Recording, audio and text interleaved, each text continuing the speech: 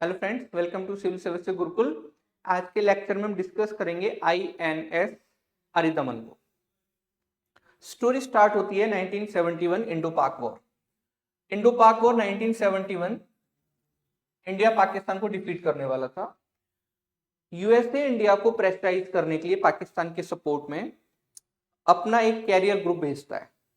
Student, इस career group का नाम है TF-74। इसको भेजा गया था 7th फ्लीट से। यूएसए का जो 7th फ्लीट है, ये 7th फ्लीट जो है इसमें न्यूक्लियर पावर्ड एयरक्राफ्ट कैरियर, तो इससे टास्क फोर्स 74 को भेजा गया। यूएसएसआर ने इंडिया को सपोर्ट करने के लिए अपनी न्यूक्लियर सबमरीन्स को डिप्लॉय कर दिया इंडियन ओशन में।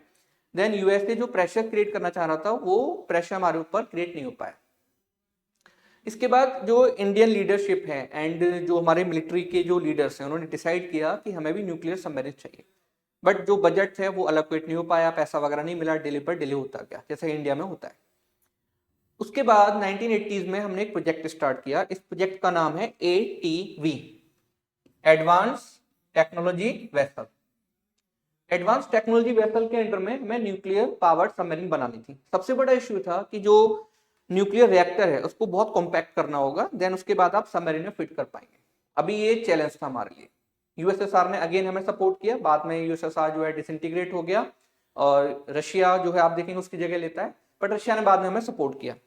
83 मेगावाट का रिएक्टर हमने बनाया इस सबमरीन के लिए और वो ऑपरेशनल है। अभी हम इसको बनाते हैं पुनल जो हमारा प्लांट है तमिलनाडु, वहां पर ये रिएक्टर हमारे बनते हैं। तो अब जो ये रिएक्टर हमने बनाया इसको हमने सबमरीन में फिट कर दिया। इसका जो एडवांटेज है वो क्या है स्टूडेंट, जो डीजल इलेक्ट्रिक सबमरीन्स होती हैं उनको बार बार रिफ्यूलिंग की जरूरत पड़ती है, सरफेस पर आना पड़ता है, एंड जब आप सरफेस पर आते हैं तो आपको डिटेक्ट कर लिया जाएगा। बट जो न्यूक्लियर पावर्ड सबमरीन है अगेन एंड अगेन सरफेस पर नहीं आना पड़ता। देन ये सबमरीन जो होती हैं 2 और 3 ईयर्स तक भी अंडर वाटर रह सकती हैं। इनको डिटेक्ट करना बहुत टफ हो जाता है। ओके, तो अगर इनको डिटेक्ट करना टफ है और ये न्यूक्लियर मिसाइल्स को लेकर घूम रही हैं, देन आपके एनिमी को पता है कि हमें इस कंट्री पर अटैक नहीं करना है, बिकॉज इसकी जो न्यूक्लियर सबमरीन्स हैं वो यहाँ पर पेट्रोलिंग कर रही हैं और वो कभी भी अटैक कर सकती हैं। इंडिया के पास जो सबमरीन्स हैं स्टूडेंट वो लेकर चलती हैं K-15 एंड K-4। ये आपको याद रखना है, K-15 एंड K-4। K-15 जो मिसाइल है इसका अदर नेम है सागरिका मिसाइल। इसकी रेंज है अबाउट 750 किलोमीटर। देन उसके बाद हमारी K-4 मिसाइल है, इसकी रेंज है अबाउट 3500 किलोमीटर। ठीक है, 3500 किलोमीटर। तो ये दो टाइप की बारी बारी मिसाइल हैं जो ऑपरेशनल हैं, K-4 कलाम। इन मिसाइल्स को लेकर हमारी सबमरीन्स घूम रही हैं, पेट्रोलिंग कर रही हैं, एंड पाकिस्तान को ही पता है। अब आते हैं हमारा जो नो फर्स्ट यूज पॉलिसी है। तो नो फर्स्ट यूज में हम कह रहे हैं पहला यूज नहीं करेंगे। अब पाकिस्तान सोचता है चलिए हम पहला यूज करते हैं, उसके दिमाग में आ गया खुराफाती तो वैसे भी है पाकिस्तान।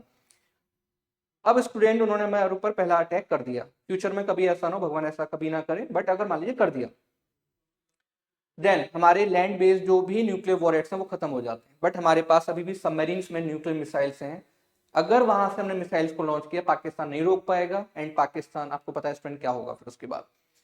इसलिए ये मिसाइल जो है ये डेटरेंट का काम करेंगे। न्यूक्लियर सबमरीन जो है वो डेटरेंट का काम करेंगे। पाकिस्तान कभी सपने में भी नहीं सोचेगा कि इंडिया पर पहला अटैक करना है, बिकॉज वो हमारी न्यूक्लियर सबमरीन को डिटेक्ट नहीं कर पाएगा। ऑलवेज ये जो हमारी बोट्स हैं, इनको आप बूमर्स भी कहते हैं, ये पेट्रोलिंग कर रही हैं। देन स्टूडेंट ये आपको प्रोवाइड करती हैं assured second strike capability. Okay, तो अब ये प्रोजेक्ट चल रहा था। पहली हमारी जो सबमरीन है वो बनती है, इसका नाम है INS अरिहंत।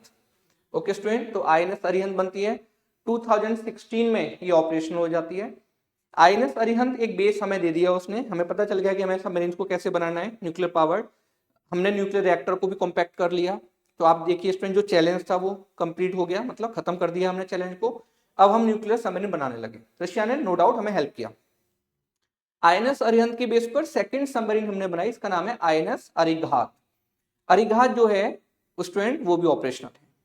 थर्ड जो है सबमरीन वो अभी बनी है, इसका नाम है INS अरिदमन। अभी नेवी चीफ ने रिसेंटली उसके बारे में बताया है कि मे बी नेक्स्ट ईयर वो जो है इंडेक्ट हो जाएगी, ऑपरेशनल हो जाएगी। देन हमारे पास 3 न्यूक्लियर सबमरीन हैं जो हमने खुद से बनाई हैं, आत्मनिर्भर भारत। और ये जो हमारी सबमरीन हैं, अगर मान लीजिए एक सबमरीन इसकी सर्विस चल रही है, देन 2 आपकी सबमरीन अभी पेट्रोलिंग कर रही हैं। साथ में हम रशिया से एक सबमरीन जो है वो लीज पर ले रहे हैं। रशिया से टाइम टू टाइम हम न्यूक्लियर पावर्ड सबमरीन को लीज पर लेते हैं 10 ईयर्स की, बट वहां पर एक थोड़ी सा रेस्ट्रिक्शन होता है कि उसमें हम न्यूक्लियर मिसाइल्स को फिट नहीं कर सकते। बट ये सबमरीन जो होती है स्टूडेंट, ये न्यूक्लियर पावर्ड सबमरीन है। इनका नाम हम रखते हैं चक्र 1, चक्र 2, चक्र 3। अभी जो हम लीज पर लेने वाले हैं इसको हमने नाम दिया चक्र 3। ओके, तो ये हम लीज पर ले रहे हैं।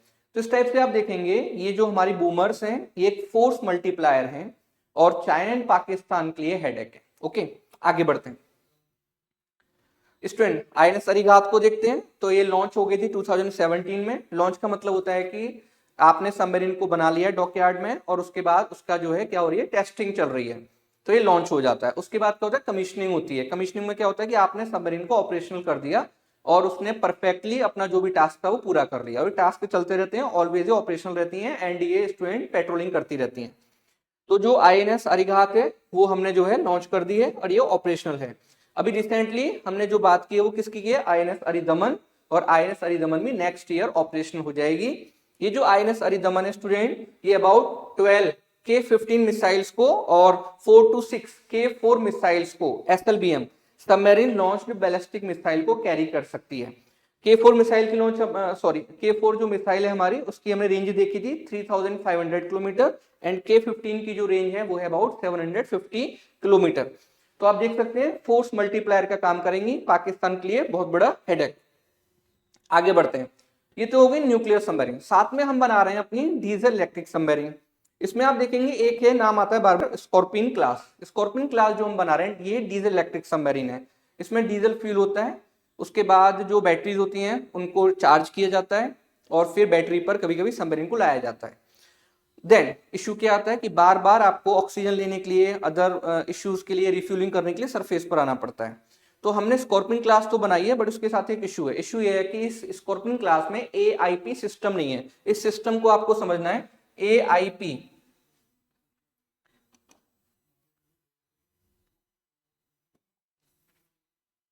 सिस्टम स्टूडेंट, एक मिनट।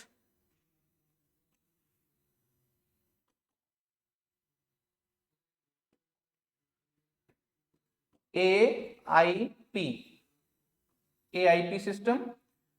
सिस्टम क्या होता है, air independent propulsion. Air independent propulsion में जो डीजल इलेक्ट्रिक सबमरीन है इसके एंड्योरेंस बढ़ जाता है, ये ज्यादा टाइम तक अंडर वाटर रह सकती है। न्यूक्लियर पावर सबमरीन तो बहुत ज्यादा टाइम तक ठीक है अंडर वाटर रह सकती है, बट डीजल इलेक्ट्रिक सबमरीन को अगेन एंड अगेन सरफेस पर आना पड़ता है। अगर आप उसमें AIP सिस्टम को यूज करते हैं देन आप ज्यादा टाइम तक अंडर वाटर रह सकते हैं। ये पॉइंट आपको क्लियर है।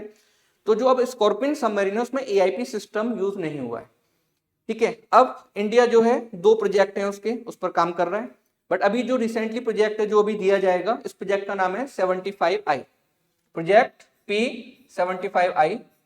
इस प्रोजेक्ट 75I में हम अगेन 6 डीजल इलेक्ट्रिक सबमरीन को बनाएंगे और ये जो डीजल इलेक्ट्रिक सबमरीन होंगे अंडर 75I स्टूडेंट, इसमें हम यूज करेंगे AIP system, air independent propulsion system. Okay, तो स्कॉर्पियन सबमरीन जो हमने फ्रांस की मदद से जो है बनाई है इसमें AIP सिस्टम नहीं है, ठीक है। फ्रेंच सबमरीन का आपने नाम भी सुना होगा, लाइक कलबारी। तो आप देखेंगे इंडिया सबमरीन की तरफ आगे बढ़ रहा है।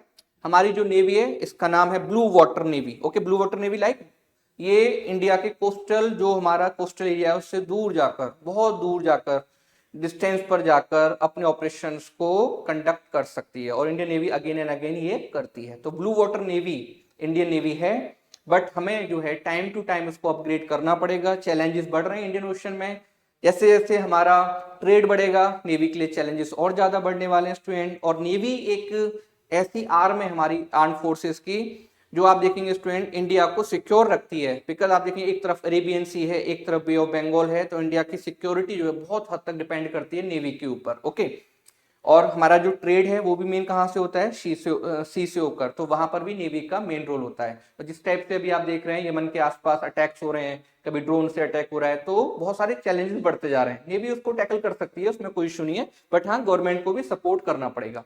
देन स्टूडेंट ये जो आज का लेक्चर था, मे बी आपको बहुत सारी चीजें उसमें सीखने को मिली होंगी। अगर कोई डाउट होगा तो आप मैसेज कर सकते हैं। Okay, thank you.